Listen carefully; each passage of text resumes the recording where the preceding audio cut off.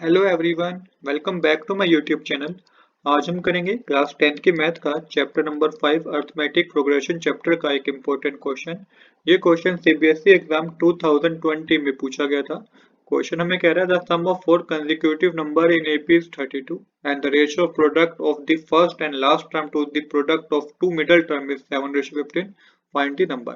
Question में आपको sum बता रखा है फोर कंसेक्यूटिव नंबर का अर्थमेटिक प्रोग्रेशन में, जो कि 32 है।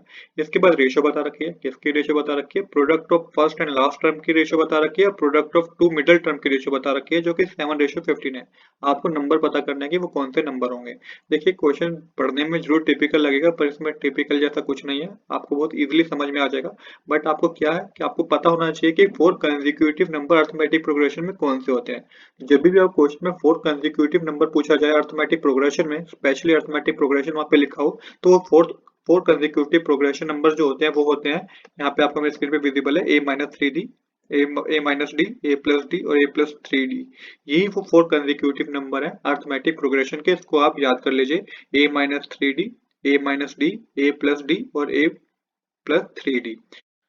अब एज पर द क्वेश्चन हमें सम बता रखा है फोर कंसेक्यूटिव नंबर का 32 है। मतलब ये जो फोर कंसेक्यूटिव नंबर आपको पता है, इनका आपको सम करना होगा और उसके इक्वल में आपको 32 लिखना होगा। तो आप लिखिएगा a-3d plus a-d plus a+d plus a+3d equal में आप लिखिएगा 32।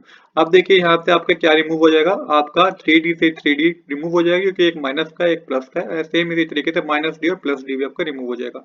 हमारे पास सिर्फ ए बचेंगे। कितने ए हैं? 4 ए हैं, तो ये 4 ए इक्वल में 32 हो जाएगा। ए की वैल्यू आपके पास 8 आएगी। फर्स्ट टर्म में आपके पास है ए की वैल्यू कितनी है? 8 है। इसको आप फर्स्ट इक्वेशन मान लीजिएगा, क्योंकि इसका आगे बहुत यूज होगा। अब क्या बता रखा है आगे क्वेश्चन में? रेशियो बता रखी है। किसकी रेशियो बता रखी है? Product of first and last term की। तो फर्स्ट टर्म और लास्ट टर्म की रेशियो बता रखी है, तो product of first and last term की आपको मल्टीप्लाई करना होगा। प्रोडक्ट है मल्टीप्लाई करना होगा। तो फर्स्ट टर्म हमारे पास a-3d है, लास्ट टर्म हमारे पास a+3d है। इसी को मल्टीप्लाई करना होगा और हमें पता क्या है? हमें पता है a की वैल्यू कितनी है? 8 है। तो यहाँ पे आप a की जगह 8 पुट कर दीजिएगा, तो ये 8-3d और 8+3d हो जाएगा।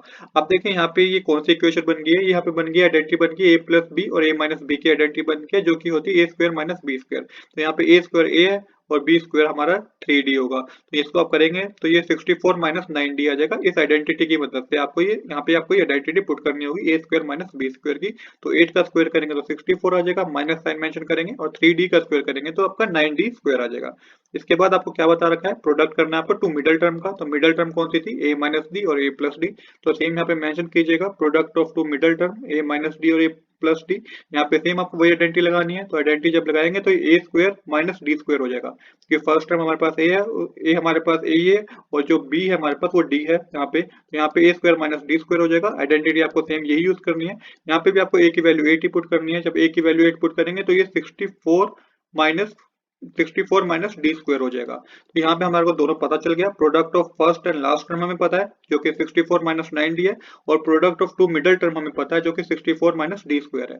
अब इसका ही आपको क्या करना है? इसी का ही आपको रेशियो पता करना है। तो यहाँ पे मेंशन कीजिएगा 64 - 9d डिवाइडेड बाय कर दीजिएगा इसको 64 - d² इक्वल में आपके पास आएगा 7/15।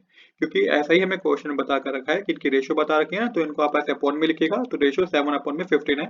इसके बाद क्रॉस मल्टीप्लाई कीजिएगा, तो 15 मल्टीप्लाई करेंगे आप 64 - 9d² से, इक्वल का साइन मेंशन करके 7 को मल्टीप्लाई करना होगा 64 - d² से। तो इस तरीके से मेंशन कीजिए। 15 को दोनों से मल्टीप्लाई करना है, तो 15 को जब 64 से मल्टीप्लाई करेंगे तो 960 आएगा। माइनस साइन मेंशन करके जब 15 को आप 9d² से मल्टीप्लाई करेंगे तो 135 आएगा।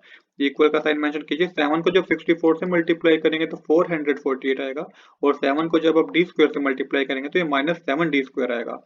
अब 960 लिखिए लेफ्ट हैंड साइड। 448 प्लस का है तो लेफ्ट हैंड साइड जाके माइनस हो जाएगा। इक्वल का साइन मेंशन करके -7d² लिख के लेफ्ट हैंड साइड -135d² तो राइट हैंड साइड जाके प्लस का 135d² हो जाएगा। माइनस जब आप करेंगे ना 960 में से 448, तो आपके पास 512 आएगा। इक्वल का साइन मेंशन करके मेंशन कीजिएगा 128d²। अभी right side right hand side multiply में है तो लेफ्ट हैंड साइड जाके डिवाइड हो जाएगा, तो यहाँ पे हमारा डी स्क्वायर ही बचेगा इक्वल में 512 अपॉन में 128। जब आप इसको डिवाइड करेंगे तो आपके पास जो डी स्क्वायर की वैल्यू आएगी वो 4 आएगी। आगे डी स्क्वायर की वैल्यू 4 है तो यहाँ पे आपकी डी की वैल्यू कितनी होगी, डी की वैल्यू आपके पास 2 होगी। अब सिंपल जो आपने 4 कंसेक्यूटिव नंबर्स माने थे ना, उसमें आपको डी की जगह 2 पुट करना है, ए की वैल्यू तो आपको पता ही है, तो इस तरीके से होगा। पहले जो हमारे पास जब a माइनस 3d में पुट करेंगे तो ये 8 माइनस 6 होकर 2 आ जाएगा। सेम इसी तरीके से a माइनस d में पुट करेंगे तो 8 माइनस 2 करके 6 आ जाएगा, क्योंकि a की वैल्यू 8 है और d की वैल्यू हमारे पास 2 है, तो इसलिए आपका ये 6 आ जाएगा। a प्लस d में पुट करेंगे तो a की वैल्यू 8 है, d की वैल्यू 2 है, 10 आ जाएगा, और लास्ट में आप a प्लस 3d में आप पुट करेंगे तो ये आपका 14 आएगा। तो इस तरीके से हमें नंबर्स पता करने थे, हमने चारों नंबर पता कर लिए हैं। तो आज के लिए इतना ही। I hope you like this video. If you like this video, please do subscribe this channel. Thanks for watching.